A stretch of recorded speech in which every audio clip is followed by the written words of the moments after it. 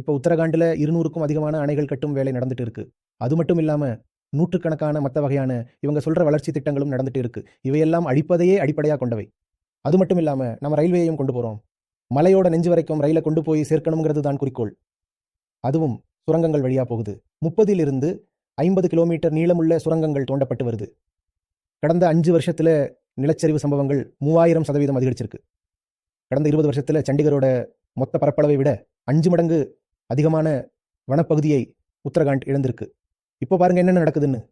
சாலைகளை அகலப்படுத்துறது, நெடுஞ்சாலைகள் மற்றும் ரயில் பாதைகள் அமைக்கிறது, இதுக்காக சுரங்கங்கள் தோண்டப்படுது, அணைகளும் மற்ற வகையான வளர்ச்சி திட்டங்களும்.